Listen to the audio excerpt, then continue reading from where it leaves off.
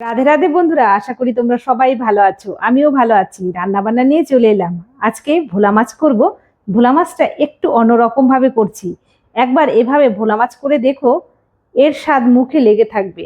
আর এক পদেই বাজিমাত, আর কিছুই লাগবে না দুপুরের পাতে এভাবে মাছ রান্না থাকলে। তো আমার বাড়িতে তো মাছ না হলে দুপুরের খাওয়াটা যেন জমেই ওঠে না। তোমাদের দাদা খেয়ে বলবে খাওয়ায় আজকে তৃপ্তি হয়নি, মাছ হয়নি। তো তো যাই হোক, মাছ রান্না তো বসিয়ে দিয়েছি। সর্ষের তেলে মাছটা রান্না করব। ভোলা মাছ এখানে 3 পিস। তো মাছগুলো দুটো টুকরো করে নিয়েছি, লেজা আর মাথা। মাছটা একটু লাল লাল করে ভেজে নিচ্ছি। দু ব্যাচে মাছটা আমি ভেজে নিচ্ছি। প্রথমে মাছের মাথাগুলো ভেজে নিলাম, আর পরের ব্যাচে মাছের লেজাগুলো ভেজে নিচ্ছি। বন্ধুরা, আজকে যে মাছটা করছি, তো সত্যি এত ভালো হয়েছিল মাছটা, খেয়ে মনে হবে যে সত্যি ভোলা মাছের একটা রেসিপি খেলাম। এত দুর্দান্ত হয় এই মাছের রেসিপিটা। তো পরপর মাছটা ভেজে আমি তুলে নিয়েছি। আর মশলার মধ্যে দিয়েছি পেঁয়াজ, একটু রসুন, কাঁচা লঙ্কা, জিরের গুঁড়ো, মিক্সিতে পেস্ট করে নিয়েছি। আজকে আর শিলপাটায় মশলাটা করিনি। একটা গোটা পেঁয়াজের অর্ধেক মিক্সিতে বেশ পেস্ট করেছি, আর অর্ধেক ফোড়নে দিয়েছি। কড়াতে সর্ষের তেল বেশি করে দিয়ে কালো জিরে ফোড়ন দিয়ে পেঁয়াজটা দিয়ে একটু লাল লাল করে ভেজে নিয়েছি। এরপর মিক্সির এই মশলাটা দিয়ে দিলাম, দিয়ে পরিমাণ মতো লবণ, হলুদ গুঁড়ো আর একটু কাশ্মীরি লঙ্কার গুঁড়ো দেব।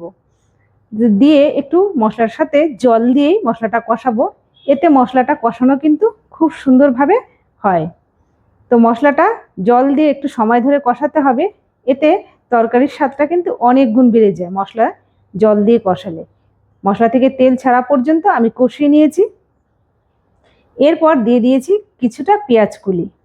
এই পেঁয়াজ কুলিটা দেওয়ার জন্যই কিন্তু মাছটা খেতে দুর্দান্ত হয়েছিল বন্ধুরা। তো পেঁয়াজ কুলি দিয়ে মশলার সাথে আরও 2-3 মিনিট কষিয়ে নিয়ে দিয়ে দিয়েছি উষ্ণ গরম জল। উষ্ণ গরম জল দিয়ে ভালো করে ঝোলটা ফুটিয়ে নিয়েছি। ঝোলটা ভালো করে ফুটে ওঠার পর একে একে মাছগুলো দিয়ে দিয়েছি। মাছগুলো দিয়ে আরও 5-7 মিনিট খুব ভালো করে ফুটিয়ে নিয়েছি।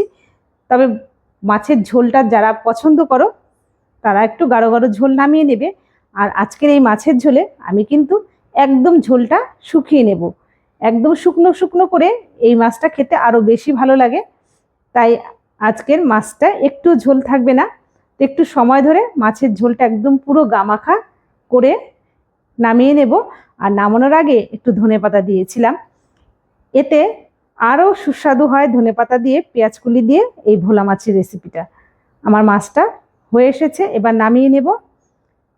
তো বন্ধুরা, মাছটা দেখতে যতটা লোভনীয় হয়েছিল, খেতেও কিন্তু দুর্দান্ত হয়েছিল।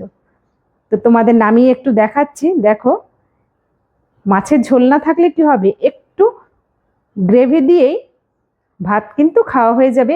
এত সুস্বাদু হয়েছিল এই মাছের রেসিপিটা। তোমরা কে কোথা থেকে দেখছো অবশ্যই একটু কমেন্ট বক্সে জানাবে। ভালো লাগলে লাইক করো। ইউটিউব থেকে দেখলে সাবস্ক্রাইব করার অনুরোধ রইল।